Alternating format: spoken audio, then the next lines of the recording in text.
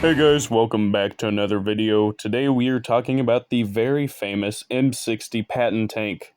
Now, I just want to make it clear that I was literally talking about this tank off of the top of my head, so everything that I might say in this video is probably not factual, so take everything you hear in this video with a grain of salt. So, disclaimer over. Now, just to give you an example of what I get wrong in this video, uh, I call the main gun of this tank a 90 millimeter, when in reality it's a 105. Uh, I I saw the turret and it looked like an M48, so I figured it was a 90 millimeter. But yeah, this is the M60, not the M48, so it's a 105 millimeter. So yeah. Anyways, yeah, let's get into the video. I hope you guys enjoy. Thank you. Alrighty, I'm right next to the M60 Patton tank, or at least I believe so. I haven't read the thing. Dedicated. Alright, 1953, so I'm just going to assume that this is a M60 Patton. So I'm here with my baby sister. Say hello. I'm going to teach you how this thing worked. And, yep, you're in the wheel. So here you have your sprocket wheel. This is hooked up to the transmission. You'll have your final drive and your engine. So this is the teeth, very thick, about an inch or two. This is what drives the track. These teeth go perfectly in between the the tracks and the links and all that, and it propels it forward or backwards. These are your road wheels. Now these are thick rubber and just steel road wheels. These are your track guides, which keeps it, secured to the wheels so it doesn't walk off. Here you have your shock absorbers, I believe. This is torsion bar suspension, so there's bars going through the whole of the tank, I think. It's very windy. I hope that the mic is good. Here are your return rollers. They're basically miniaturized versions of your road wheels. Now this is, as the name implies, a return roller. Now when the thing is going that way or this way, this pretty much adds support.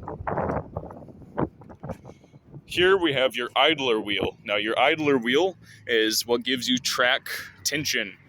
It's similar to a return roller, as it, keeps the track where it's supposed to. Now, track tension. What you don't want is your tracks completely walking off, so you add tension to the track. Now, I believe you do something around here. Looks like there's some sort of mechanism here. I don't really know how it works, but what you do is you push the idler wheel this way or that way, and it adds tension to the track, and it makes sure it doesn't walk off. Huge, what do you call these? Sand skirts or side skirts. Pretty much just sheet metal. I'm sure you could rise this up so you can get maintenance or unhook. It's rubber, so it's like a mud flap on a truck. Here are your headlights. This is your normal, headlight, and this is your blackout headlights, which is for infrared or whatever. I don't think it's infrared. It's for night vision. Same over here. That's what it is. I believe this would be for a external fire extinguish. You would pull this, and you have two charges. Take that with a grain of salt, because I have no clue if that's correct.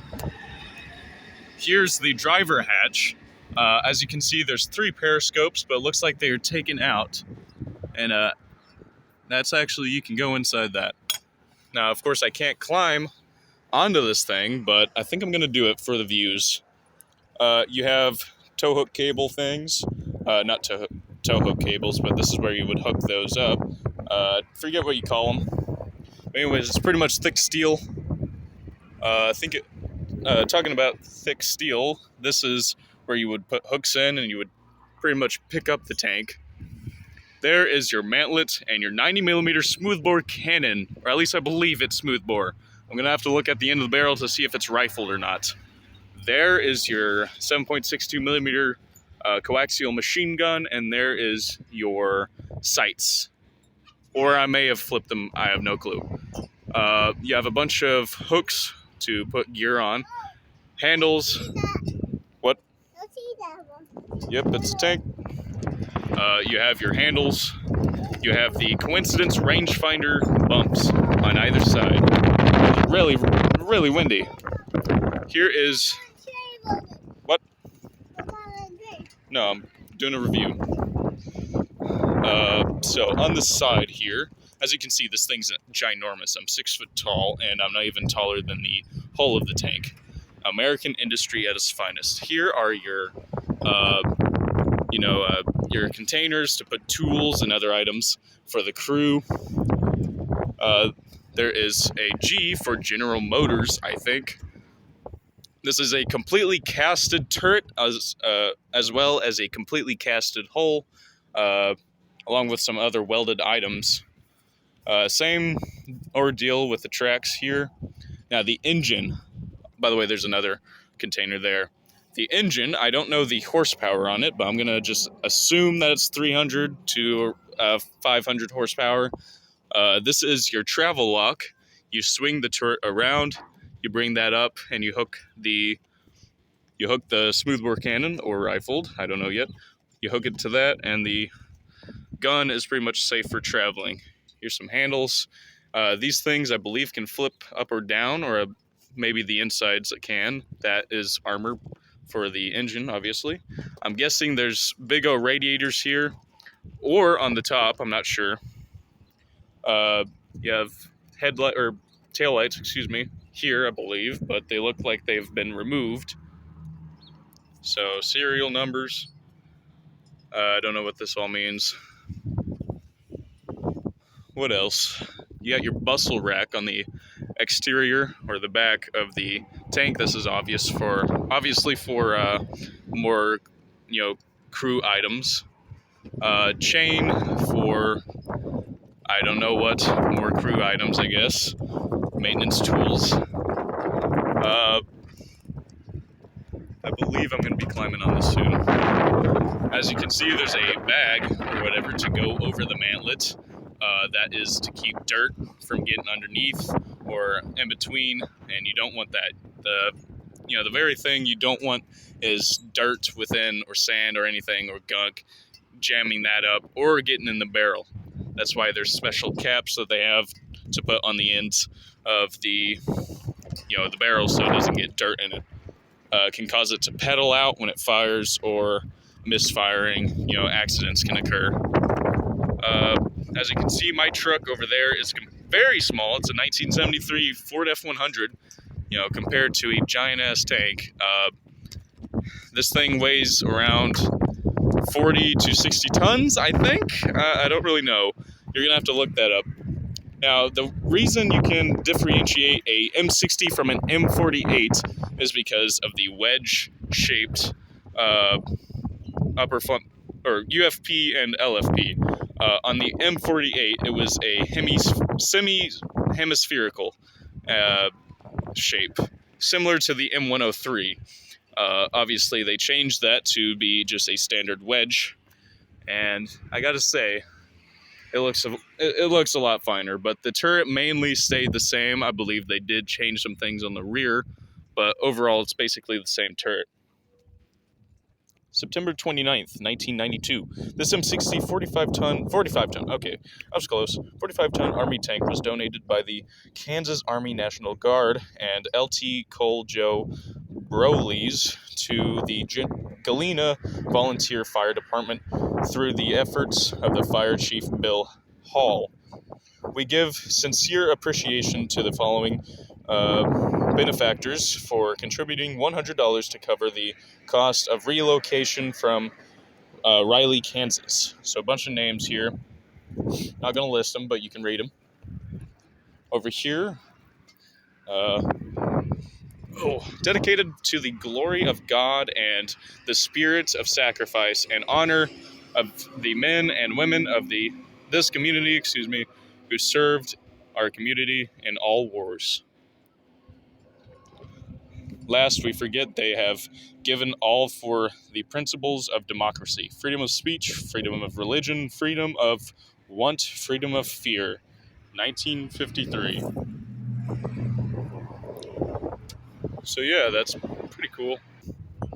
Now, underneath the tank, you know, I don't see any rules about going underneath it, so I might go underneath it. That'd be kind of cool. So as I said earlier, these are the bulges for the coincidence rangefinder. You'll have two images that you'll line up and get the range for. The farther apart they are, I think the more accurate they are. Up here, you'll have the cupola. This is the loader's hatch, I believe. I'm not sure what this bulge is for. Probably for something important. The sprocket wheel, of course, always also goes to the back as well. It's kind of like 2 in 1. So yeah, that's pretty much it. Let me review the cupola real quick for the Commander.